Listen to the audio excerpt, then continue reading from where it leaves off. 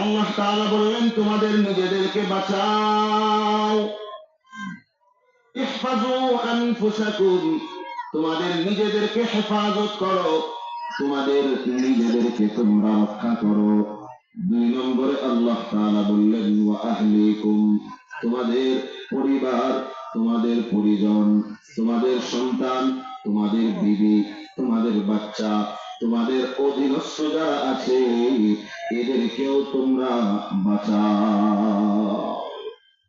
আল্লাহ তাআলা 1 নম্বরে বললেন ঈমানওয়ালা, 1 নম্বরে তোমরা তোমাদের নিজেদেরকে বাঁচাও, 2 নম্বরে তোমরা তোমাদের পরিবার পরিজনকে বাঁচাও। যদি প্রশ্ন করে ও আল্লাহ কিসের থেকে বাঁচাইব, আল্লাহ বললেন না, আগুন থেকে বাঁচাও। কিসের থেকে বাঁচাও? আগুন থেকে বাঁচাও। ওয়াকুদুহা আন-নাস ওয়াল হিজারা, যে আগুনের ইন্ধন, যে আগুনের জ্বালানি হলো মানুষ এবং পাথর। আগুনের জ্বালানি কি? মানুষ এবং পাথর। হাযিহিন নার লা তুনকাদু কামা ইউনকাদু গায়রুহা বিল হাতাবি ওয়া মা ইয়াশবাহুহা। আল্লাহ রাব্বুল আলামিন বললেন গোলাম, দুনিয়ার আগুন যেমন কাঠ দিয়া জ্বালানো হয় রে বাবা, দুনিয়ার আগুন বাঁশের লাকড়ি দিয়া জ্বালানো হয়, দুনিয়ার আগুন পাতা দিয়া জ্বালানো হয়, দুনিয়ার আগুন কাগজের লাকড়ি দিয়া জ্বালানো হয়। আল্লাহর জাহান্নামের আগুন দুনিয়ার কোন কাঠের লাকড়ি দিয়া জ্বালানো হবে না, দুনিয়ার কোন বাঁশের লাকড়ি আর কাগজের লাকড়ি দিয়া জ্বালানো হবে না। আল্লাহ বলেন জাহান্নামের আগুনের জ্বালানি আর লাকড়ি হবে মানুষ এবং পাথর। আল্লাহ হেফাজত করুক, বলে না।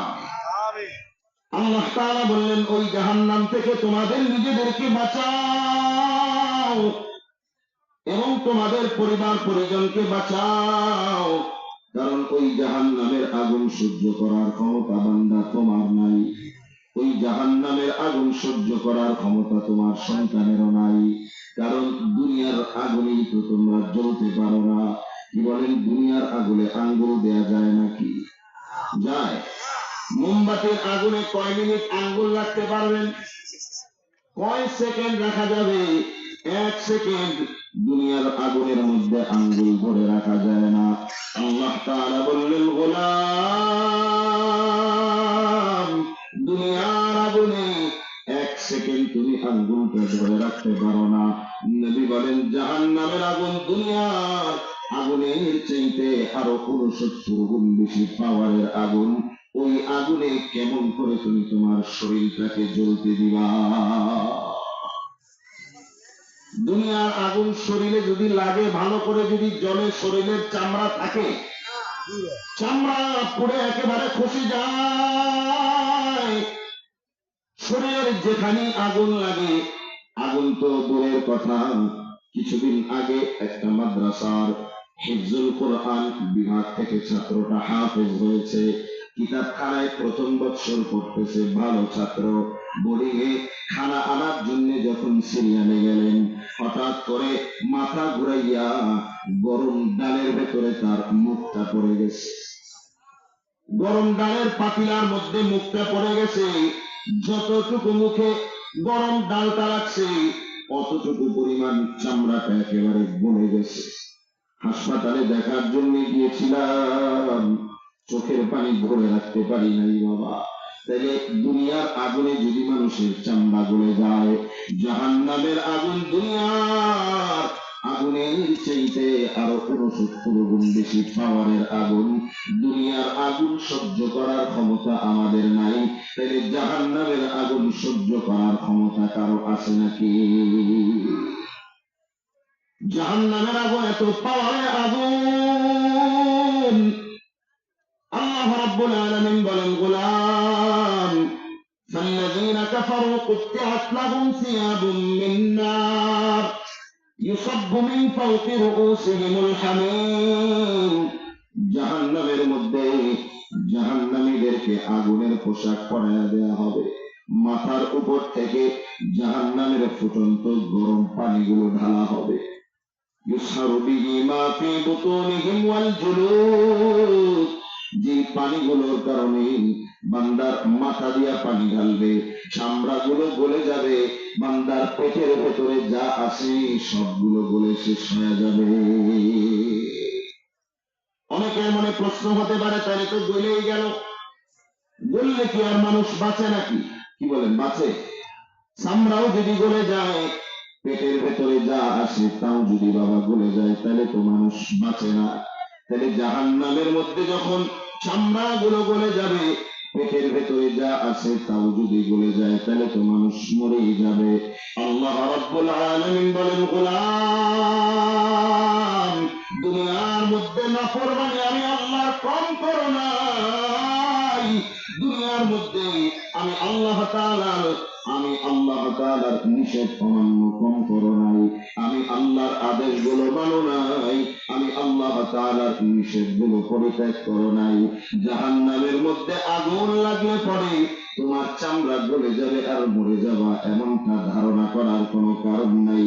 আল্লাহ বলেন, লা ইয়ামুতু ফিহা ওয়ালা ইয়াহইয়া, জাহান্নামে যাওয়ার পর মরণকে জবাই করে দেয়া হবে, বান্দা মরবেও না, আর বান্দা শান্তিতে জিন্দাও থাকতে পারবে না। তাহলে চামড়া গলে গেলে পরে কি হবে?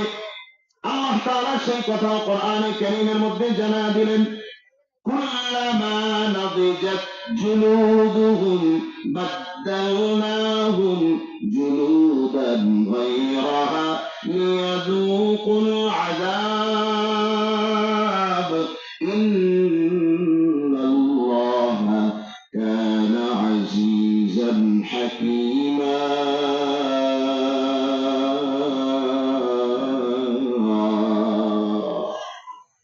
আল্লাহ রাব্বুল আলামিন বলেন, গোলাম, যখনই বান্দার চামড়াগুলো পড়ে যাবে, চামড়াগুলো গলে যাবে, চামড়াগুলো যখন খসে যাবে, তখনই মাত্র আবার আল্লাহ চামড়া পাল্টে দিবেন। আর চামড়া কি দুনিয়ার চামড়ার মতো চামড়া? জাহান্নামীদের চামড়াগুলো বিশাল মোটা মোটা চামড়া হবে। বলে, তাইলে কয় মিনিট পরে পরে চামড়া পাল্টানো হবে? নবীর সাহাবী মুআয ইবনে জাবাল রাদিয়াল্লাহু তাআলা আনহু বলেন, দুনিয়ার আগুন লাগলে যেমন মুহূর্তের মধ্যে চামড়া গলে যায়, জাহান্নামের আগুন প্রতি মুহূর্তে প্রতি সেকেন্ডে জাহান্নামের আগুনে অন্তত বান্দার শরীরটা 70 বার চামড়াটা গলে যাবে। প্রতি মুহূর্তে 70 বার গলবে, আর 70 বার আল্লাহ পাল্টায় দিবেন। হযরত হাসান রাহমাতুল্লাহি আলাইহি বলেন, হাসান বসরি বলেন, প্রতিদিন অন্তত 70,000 বার জাহান্নামীদের চামড়া পুড়ে গলে শেষ হয়ে যাবে। আর আল্লাহ তাআলা 70,000 বার বলবেন, পুড়ে গেছো, আবার আগের মতো হয়ে যাও, আবার আগের মতো চামড়া মোটা হয়ে যাও, আবার হয়ে যাবে। জাহান্নামের মধ্যে বান্দাগুলো শুধু জ্বলতেই থাকবে। আল্লাহ বলবেন, ওয়াযুকু আযাবাল হারিক, দুনিয়াতে যেমন আমাকে মান্য করো নাই, আমার নাফরমানি করেছো, আজকে আমার কঠিন শাস্তি, আগুনের শাস্তি আজকে ভোগ করো। বলেন নাউযুবিল্লাহ। ওই জাহান্নামের আগুন সহ্য করার ক্ষমতা আমাদের আসেনি? কথা কয়রা আসেনি? আমাদের সন্তানদের আছে নাকি?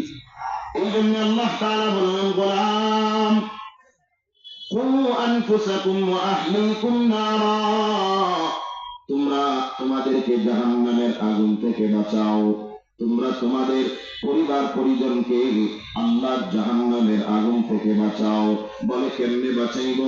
নবীর সাহাবী আব্দুল্লাহ ইবনে আব্বাস রাদিয়াল্লাহু তাআলা আনহু তাফসীরের কিতাবের মধ্যে আসছে, তিনি বলেন, ইত্তাকুল্লাহ ইয়ামালু বিতাআতিল্লাহ ওয়াত্তাকু মাআসিল্লাহ, আল্লাহ তাআলার নির্দেশগুলো পালন করো, আল্লাহ তাআলা যা নিষেধ করলেন এগুলো পরিত্যাগ করার মাধ্যমে নিজেদেরকে তোমরা জাহান্নামের আগুন থেকে বাঁচাও।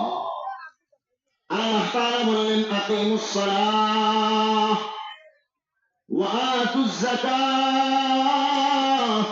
বান্দা নামাজ কায়েম কর, বান্দা তুমি নামাজে হয়ে যাও, কারণ কিয়ামতের ময়দানে জাহান্নামে যাওয়ার সবচেয়ে মেজর কারণগুলোর মধ্যে, প্রধান কারণগুলোর মধ্যে একটা কারণ হবে নামাজি না হওয়া।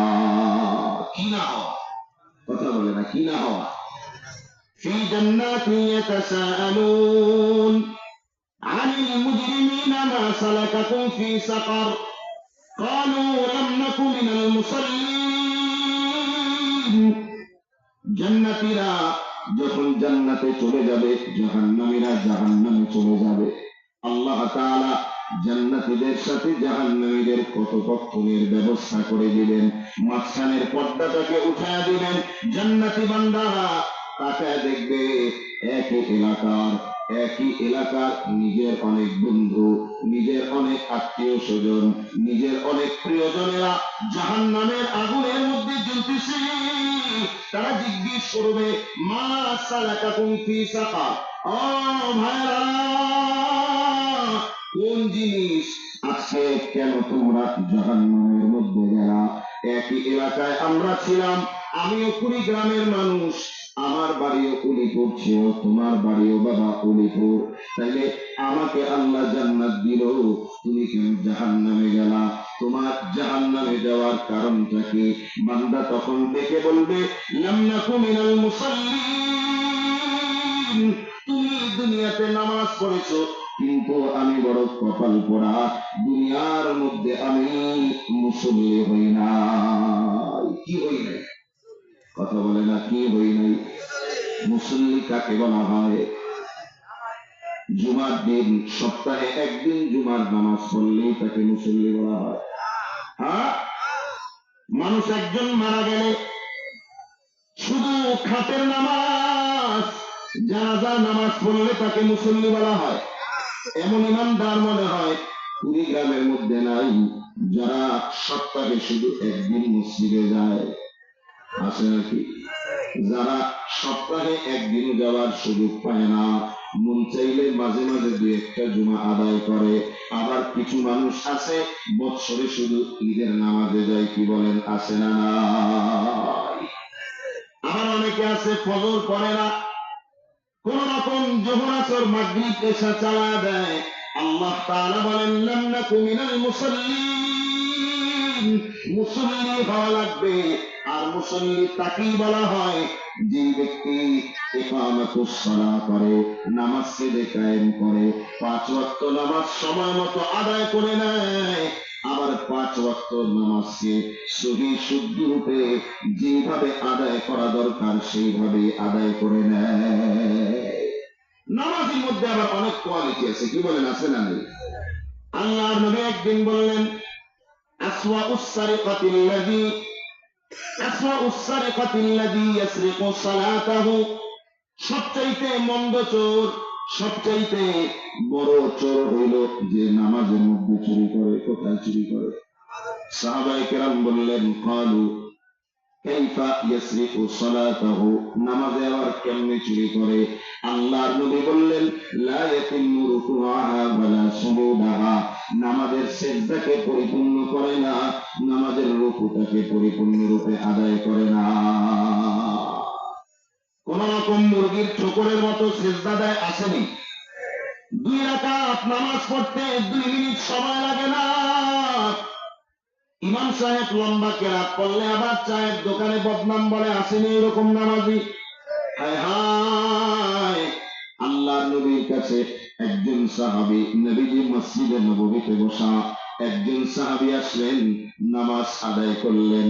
নবী আমার টাকা দেখলেন, নামাজ পড়ে নবীকে এসে সালাম দিলেন, আসসালামু আলাইকুম ইয়া রাসূলুল্লাহ। নবীজি সালামের জবাব দিলেন, জবাব দিয়া বললেন, তুমি তো নামাজ পড়ো নাই, আবার নামাজ পড়ো। সাহাবী আবার নামাজ পড়লেন, আবার নামাজ পড়ে এসে নবীকে সালাম দিলেন। নবী জবাব দিলেন, বললেন, ফাইন্নাকা লাম তুসাল্লি, তুমি তো নামাজ পড়ো নাই, আবার গিয়া নামাজ আদায় করো। সাহাবী আবার পড়লেন, আবার আসলেন, নবী এইভাবে 3 বার পড়লেন, আবার পড়ো। সাহাবী বললেন, তুমি তো সাহাবী বললেন, আমি এর চাইতে ভালো করে তো পড়তে পারি না, ও নবী শিখায়া দেন। আল্লাহ নবী বললেন, নামাজে যখন তুমি দাঁড়াইবা যতটুকু কোরআন থেকে পারো সুন্দর করে পড়বা, তোমার রুকুটাকে তুমি সুন্দর করে দিবা, রুকুতে যাওয়ার